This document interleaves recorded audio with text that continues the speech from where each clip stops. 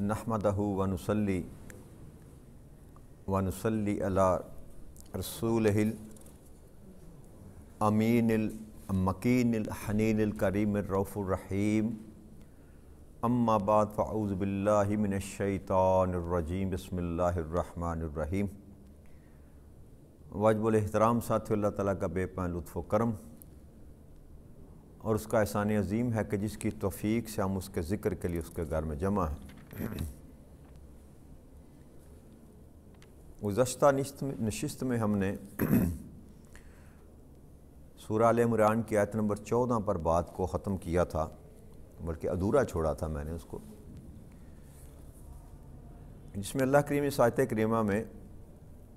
ارشاد فرمایا کہ لوگوں کے دلوں میں جو خواہشات ہوتی ہیں ان کی محبت کو میں نے آراستہ کر دیا۔ زینا کا لفظ اللہ کریم نے استعمال کیا، یہ آرائش کرنا، سجا کر دکھلانا تاکہ وہ دلوں کو لبائے، خوبصورت لگے۔ اور جن چیزوں کا رب کریم نے ذکر کیا ان میں سب سے پہلی جو چاہت ہے، خواہش ہے انسان کی، شہوات، سب سے پہلی شہوت کا جو ذکر کیا وہ شہوت تھی عورت کی، کہ عورت کے اندر رب کریم نے ایک اٹریکشن جو ہے قدرتی طور پر رکھی مرد کے لیے۔ تو یہ بھی ایک خواہش اللہ کریم کہتا ہے کہ میں نے ہی راستہ کر کے تیرے دل میں رکھی، یعنی کہ اس میں مرد کے اندر یہ خرابی نہیں ہے کہ وہ اور خوبصورت عورت کو دیکھے تو اس کا دل للچائے، اس کی طرف راغب ہو۔ یہ اٹ سیلف ہے، اللہ کریم نے بلٹ ایسی خوبی بنائی عورت کے اندر اور انسان مرد کے اندر یہ دل میں رکھا کہ اس کے اندر عورت کی چاہت ہو۔ اور پھر اولاد، دوسری اللہ کریم نے جو ذکر کیا کہ اولاد کی محبت بھی جو ہوتی ہے اللہ کریم نے خود ہی ڈال کر دی، یعنی کہ آپ کا اپنا بچہ چاہے جتنا مرضی نالائق ہو، غیر فرما بردار بھی ہو، لیکن آپ کے سینے میں جو اس کی محبت ہوتی ہے وہ کبھی ختم نہیں ہوتی۔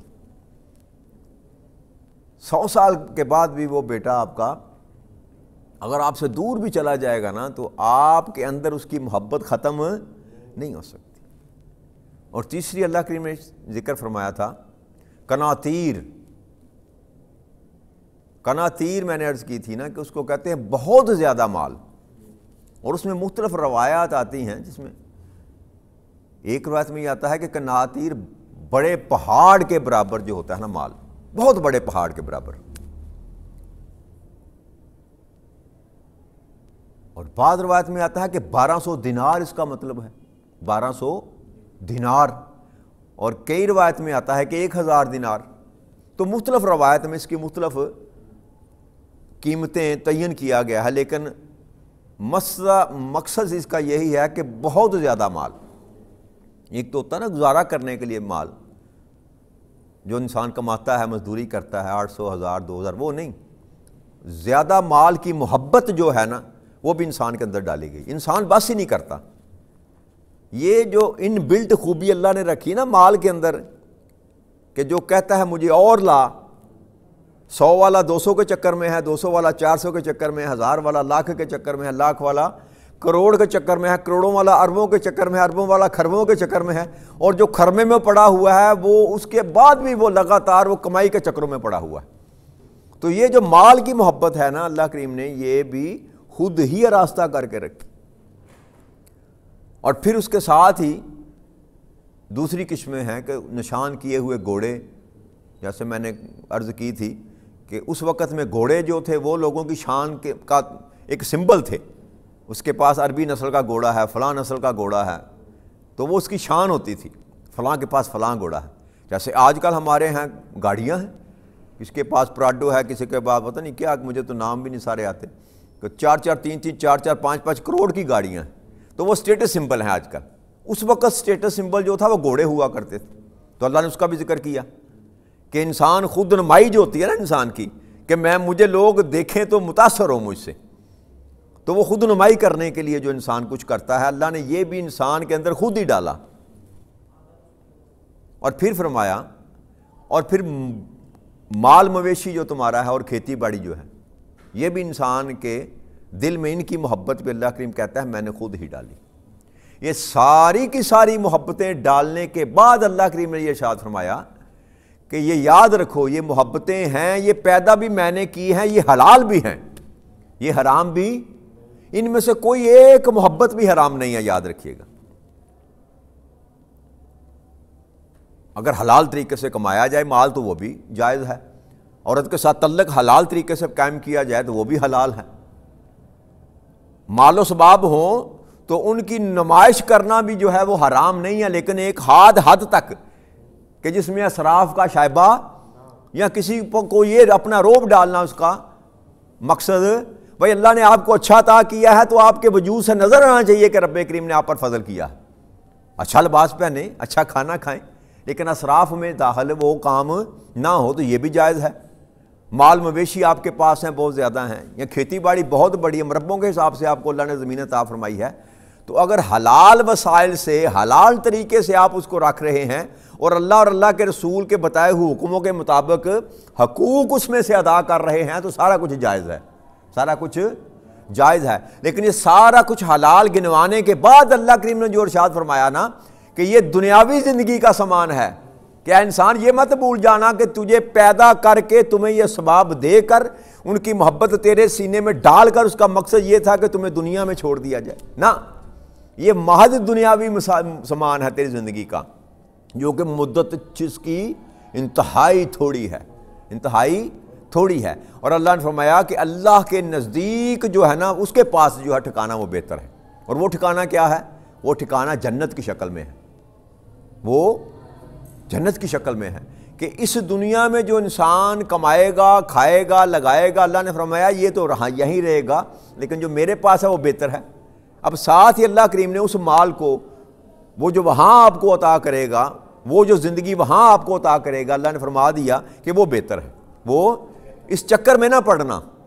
اس زندگی کا چکر میں نہ پڑ جانا۔ اور جس کو سمجھ آ جاتی ہے نا، جس کو اس بات کی سمجھ آ جاتی ہے کہ ہے یہ سارا کچھ رب کریم نے انسان کے لیے پیدا کیا نا جی، مرد کو عورت کے لیے پیدا کیا، عورت کو مرد کے لیے پیدا کیا، مال دنیا کا اللہ کی تو ضرورت نہیں ہے، مال مویشی، ڈور ڈنگر، گاڑیاں، ہوائی جہاز، جو کچھ بھی ہے یہ زمین کو راستہ کیا کس کے لیے؟ اللہ کریم نے اپنے لیے نہیں راستہ کیا انسان کے لیے ہی راستہ کیا، لیکن ساتھ یہ فرما دیا کہ یہ دنیا کا ہی سامان ہے، اس چکر میں پھنس نہ جانا۔ کیوں؟ کہ جب تو میرے پاس پلٹ کر آئے گا تو میں تم سے پوچھوں گا کہ میں نے تجھ کو عطا کیا تھا، بتا کہاں خرچ کیا تھا۔ تو کھانا پینا اور اکٹھا کرنا یہ معنی نہیں رکھتا، لگانا کیسے ہے یہ معنی رکھتا ہے، کیونکہ اس کا جواب دینا پڑے گا انسان کو، اور جس کو سمجھ آتی ہے پھر وہ بڑا ناپ تول کر زندگی کو بسر کرتا ہے۔ حضرت عثمان غنی رضی اللہ تعالیٰ کا ایک واقعہ ہے، میں خلاصتاً پیش کرتا ہوں آپ کے سامنے کہ حضرت ابوبکر صدیق کے پاس نا ایک مسافر کو آیا، مجبور تھا، بے کس تھا، اس نے آ کر کہا کہ یا ابوبکر صدیق رضی اللہ تعالیٰ عنہ، میں مجبور ہوں، میری کچھ مدد کیجیے، میرے اوپر قرض ہے، میں مسافر ہوں۔ تو انہوں نے کہا، فرمایا کہ اے اللہ کے بندے، میرے پاس تو اتنی طاقت نہیں ہے کہ میں تیری مدد کر سکوں، تو ایسا کر عثمان غنی رضی اللہ تعالیٰ عنہ کے پاس چلا جا، وہ ضرور تیری مدد کریں گے۔ تو وہ شخص جو تھا ضرورت مند، وہ عثمان غنی رضی اللہ تعالیٰ عنہ کے در دولت پر گیا، جب جا کر اس نے ناک کیا یا آواز دی جو بھی، تو اندر سے نا عثمان غنی رضی اللہ تعالیٰ اپنے بیٹے کو اور اپنی بیوی کو ڈانٹ رہے تھے کہ تم اتنے فضول خرچ ہو۔ بھائی گھر کے معاملات میں جو کھانا پینے کا معاملہ تھا اس میں وہیں پر ڈانٹ رہے تھے، تم یہاں فضول خرچی کرتے ہو، اس سے تھوڑے میں بھی کم گزارا ہو سکتا ہے، تم اسراف کر رہے ہو، تم یہ کر رہے ہو، تم وہ کر رہے ہو۔ تو وہ باہر کھڑا ہو کر سن رہا تھا، اس نے کیا مجھے دینا ہے؟ جو گھر کے کھانے پینے کی چیزوں پر اپنی بیوی سے جھگڑا کر رہا ہے، اپنے بیٹے کی گرفت کر رہا ہے، اس نے مجھے کیا دینا ہے؟ تو اسی اسنا میں عثمان غنی رضی اللہ تعالیٰ باہر تشریف لے آئے، تو آپ نے اس کو اندر بٹھایا اور بٹھا کر غلام کو آواز دی، تو غلام کئی ہزار دینار اور 7 اونٹ پہ لدا ہوا سامان، کئی اونٹوں پہ لدا ہوا سامان وہ لے کر آپ کی بارگاہ اقدس میں حاضر ہو گیا۔ آپ نے فرمایا کہ یہ لے جا، یہ پیسے بھی ہیں اور یہ مال بھی تیرا ہے، لے جا۔ تو وہ بندہ پریشان ہو گیا دیکھ کر کہ یہ کیا معاملہ ہے۔ گھر میں تو یہ جھگڑا کر رہے تھے کہ تم کھجوریں اتنی کھاتے ہو یا جو بھی گھر کا خرچہ تم بے تحاشا استعمال کرتے ہو، تھوڑے پہ گزارا کیا کرو، تو یہ یہاں پر یہ معاملہ کیا ہے؟ تو وہ بندہ پریشان ہو گیا،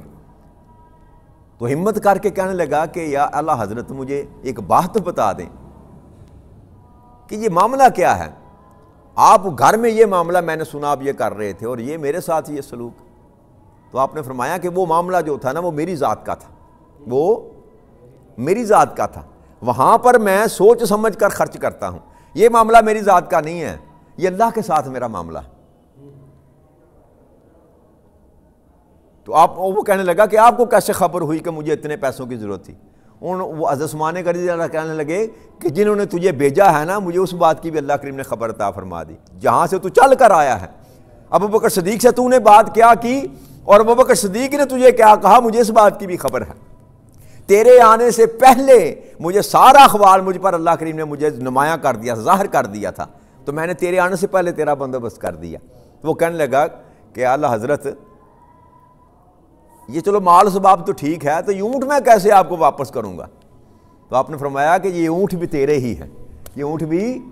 جو کچھ ہے نا اس پہ لدا ہوا وہ بھی تیرا ہے، اور جو اونٹ ہیں وہ بھی تیرے ہیں، واپس کرنے کی حاجت نہیں ہے۔ تو جن کو سمجھ آ جاتی ہے نا کہ یہ مال و اسباب، یہ سارا کچھ جو اللہ نے مجھ کو عطا کیا ہے، یہ ہے تو بے شک میرا، لیکن حقیقت میں میرا نہیں ہے، تو پھر وہ اللہ کی راہ میں ہی خرچ کرتے ہیں کہ مولا تیرا ہے، تیری ہی طرف لٹا دوں، تجھے ہی لٹا دوں، تاکہ جتنا آپ اللہ کو واپس کر دیں گے نا اتنا حساب و کتاب نہیں ہوگا۔ جی یوں سمجھیے نا کہ میں آپ کو کچھ امانت دیتا ہوں، میں 100 روپے آپ کو بطور امانت دیتا ہوں، تو آپ اپنے جتنی آپ اپنی ذات پر خرچ کریں گے اس کا تو میں حساب مانگوں گا نا جی۔ تو جو آپ مجھے واپس کر دیں گے، میں 100 میں سے 90 آپ مجھے واپس کر دیں گے، تو میں 90 کا حساب تو نہیں مانگوں گا، میں تو صرف 10 کا حساب مانگوں گا نا جی۔ تو بس اس فلسفے کو سمجھنا چاہیے کہ عطا رب کریم نے سارا کچھ کیا، لیکن میں جتنا اس کو واپس کر دوں گا نا اس کا حساب و کتاب نہیں ہوگا۔ اور پھر دوسرا فائدہ اس کا کیا ہے میرے دوستو بھائیو، کہ جو میں اللہ کو واپس کرتا ہوں حقیقت میں مالک وہ ہے، لیکن وہ بطور مالک قبول نہیں کرتا، وہ آپ کا مال صدقہ خیرات سمجھ کر قبول کرتا ہے، اور پھر 1 کے بدلے 10 اور 10 کے بدلے 70 اور 70 کے بدلے 700 ادا کرے گا۔ تو پھر اگر انسان کو اس بات کی سمجھ نہ آئے کہ جو میں کما رہا ہوں، جو میرے پاس ہے، اس کو میں اللہ کی راہ میں خرچ کروں، تو پھر اس سے بڑی بدقسمتی ہو نہیں سکتی۔ تو یہ بات اللہ کریم سمجھانا چاہتا ہے کہ بندے یہ دنیا کا جو سامان جس پر تو نے قناعت کر رکھی ہے نا، اس سے بہتر میرے پاس ہے، اس سے بہتر میرے پاس ہے۔ بس اس بہتری کی طرف انسان کو اپنا سفر کرنا چاہیے کہ کسی بھی طریقے یہ معاملہ جو ہے نا ایسا بن جائے کہ مولا کریم جب تیرے پاس جاؤں نا میں، تو مجھ سے سوال و جواب کی نوبت نہ آئے، جو تو نے مجھ کو دیا میں تیری راہ میں لٹا دوں، تیری راہ میں لٹا دوں۔ جس قدر انسان کی ضرورت ہے اس کو استعمال کرے، اچھا کھائے، اچھا پہنے، اپنے آپ پہ صرف کرے، استعمال کرے، اس پہ اللہ نہ اللہ کا رسول منع نہیں کرتا۔ یعنی کہ یہ فقیری بھی نہیں، ایسا بھی خرچ نہ کرو کہ تیرے پاس کھانے کے لیے کچھ نہ ہو،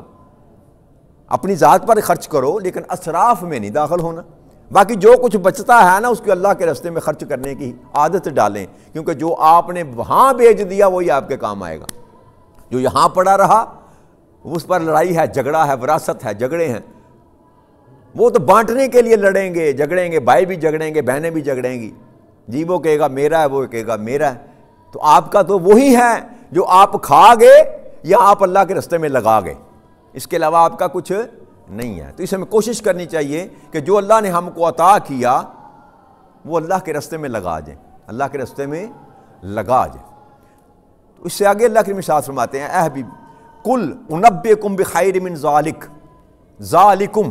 للذین اتقوا عند ربہم جنات تجری من تحتها الانہار خالدین فیہا وازواج مطہرات ورضوان من اللہ واللہ بصیر بالعباد۔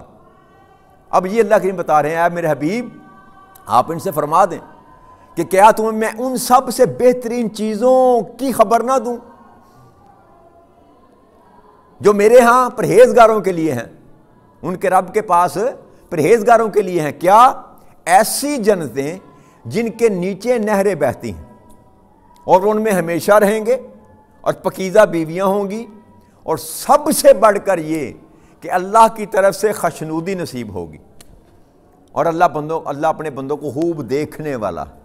تو ساتھ ہی متصل اللہ کریم نے یہ جب آیت کریمہ نازل ہوئی نا 14 نمبر آیت کریمہ آل عمران کی، تو حضرت مسند احمد میں یہ روایت آتی ہے کہ حضرت عمر رضی اللہ تعالیٰ، عمر بن خطاب رضی اللہ تعالیٰ عنہ، انہوں نے عرض کی کہ اللہ جب کہ تو نے اسے زینت دے دی تو اس کے بعد کیا پھر رہ گیا، کہ تو نے راستہ کر دیا ہمارے دینوں میں دنیا کو، پھر باقی کیا بچا؟ تو اللہ کریم نے پھر یہ آیت کریمہ نازل فرمائی کہ میں تمہیں بتا نہ دوں کہ اس سے بہتر کیا ہے جو میں نے بیان کیا، کہ ساری لذتیں، ساری محبتیں، ساری چاہتیں، دنیا کا مال و اسباب، جب اس کی محبت سینے میں ڈال دی تو حضرت عمر کہنے لگے کہ اس کے بعد بچتا کیا ہے، اس کے بعد کیا؟ تو پھر اللہ کریم نے یہ آیت کریمہ نازل فرمائی کہ اے میرے حبیب ان سے ذرا فرما دینا کہ کیا میں تمہیں اس بات کی خبر نہ دوں جو سب سے بہترین چیزوں کی خبر دے دوں تمہیں؟ اور ان بہترین چیزوں میں اللہ کریم نے کس بات کا ذکر کیا؟ سب سے پہلے یہ فرمایا کہ وہ پرہیزگاروں کے لیے، متقیوں کے لیے، ھدی للمتقین، جو مضمون اللہ نے شروع کیا تھا کہ تقوی والوں کے لیے ہدایت ہے، اور یہاں فرمایا کہ پرہیزگاروں کے لیے رب کے پاس کیا ہے؟ جنتیں ہیں۔ کیا ہے؟ جنتیں ہیں۔ اور جنتیں کیا ہیں؟ جن کے نیچے دائیں بائیں نہریں بہتی ہیں، جن کے نیچے دائیں بائیں دودھ کی نہر، شہد کی نہر، میٹھے پانی کی نہر، صاف شفاف پانی کی نہریں بہتی ہیں، اور اللہ نے فرمایا کہ اس میں وہ ہمیشہ ہمیشہ کے لیے رہیں گے، اب وہاں سے نکالا نہیں جائے گا۔ اور اس کے بعد پکیزہ بیویاں ہوں گی، یعنی کہ ایسی بیویاں کہ جو صاف ستھری، پکیزہ، خوبصورت، نفاس سے، نجس سے، پلیدگی سے پاک بیویاں ملیں گی وہاں پر۔ اور یاد رکھیے ازواج کا جو معنی ہے نا، ازواج زوج سے ہے، زوج جوڑے کو کہتے ہیں، زوج ویسے تو اس کا کیا کہتے ہیں معنی یہی بیان کیا جاتا ہے پکیزہ بیویاں ہوں گی، لیکن زوج کا معنی جو ہوتا ہے وہ جوڑا ہوتا ہے۔ اس کا معنی یہ ہے کہ صرف بیویاں ہی نہیں ملیں گی مرد کو، پاک بیویاں ہی نہیں ملیں گی مردوں کو، عورتوں کو پاک مرد بھی ملیں گے، جوڑ ملے گا نا، پاک جوڑا ملے گا، پاک جوڑ ملے گا۔ تو اللہ کریم ایسا بندوبست کریں گے جنت میں کہ جو نیک بیوی ہوگی وہ نیک بندے کے ہاتھ آئے گی، حصے میں آئے گی، یعنی کہ جو دنیا میں بدبخت عورت ہے نا، اگر وہ جنت میں چلی بھی گئی اور اتنی نیک پارسا نہیں تھی تو وہ نیک مرد کو نہیں ملے گی۔ یہ سارے نظام جو دنیا کے ہیں نا وہاں پر ختم ہو جائیں گے، اس کی مرضی ہے پھر۔ ہاں جو پکیزہ، نیک، صالح، متقی بیوی ہے وہ اپنے خامد کے حصے آئے گی، وہ اپنے خامد کے ساتھ رہے گی، وہاں بھی وہ تعلق انسان اللہ اس کو جوڑ کر رکھے گا۔ لیکن اگر بری عورت ہے تو وہ نیک مردوں کو نہیں ملے گی، اور اسی طرح اگر برے مرد ہیں تو وہ بھی نیک عورتوں کو نہیں ملیں گے، جدا کر دیا جائے گا۔ بھائی برے کا تو کام ہی جنت میں نہیں ہے نا، اب جو مرد برا تھا اس کو جہنم میں پھینک دیا گیا تو اس عورت کا کیا بنے گا؟ جو نیک پارسا تھی تو وہ کسی نیک پارسا مرد کو دے دی جائے گی۔ اور اسی طرح اگر کوئی عورت بری تھی اور وہ جہنم میں چلی گئی اور مرد جنت میں آ گیا تو پھر اللہ کریم جو نیک پارسا عورت ہوگی نا وہ اس کے ساتھ اس کا جوڑ ملا دے گا۔ تو اللہ کریم ایسے جوڑوں کا بندوبست کرے گا، اور پھر حور علیحدہ سے ہیں، حوریں علیحدہ، غلمان اور حوریں آپ کی خدمت کے لیے علیحدہ سے ہیں، لیکن وہاں پر بھی میاں بیوی کا جوڑ بنایا جائے گا، لیکن جوڑ ایسا پکیزہ، اللہ کریم کہتے ہیں ازواج مطہرہ، پاک جوڑ بنایا جائے گا، طہارت شدہ۔ اور سب سے بڑھ کر یہ کہ اللہ کی خشنودگی انسان کو ملے گی، اللہ کی رضا ملے گی، کہ اس سے بڑھ کر انسان کے لیے کوئی اور اجر نہیں ہو سکتا کہ اللہ کریم جو ہے نا وہ کسی سے راضی ہو جائے، اللہ کی رضا مل جائے۔ تو اللہ نے فرمایا کہ سب سے بڑھ کر یہ کہ میری رضا تم کو میسر آئے گی، میری رضا تم کو میسر آئے گی۔ تو اللہ کریم سے اس دعا کے ساتھ کہ رب کریم ہمیں بھی دنیا کی محبت سے بیزار کر دے اور آخرت کی فکر ہمیں عطا فرما دے، تاکہ جب تیرے سامنے قیامت کے دن جائیں تو سرخرو ہو جائیں۔ رب کریم ہم پر رحم کرے۔ وما علینا الا البلاغ المبین۔ السلام علیکم ورحمۃ اللہ وبرکاتہ۔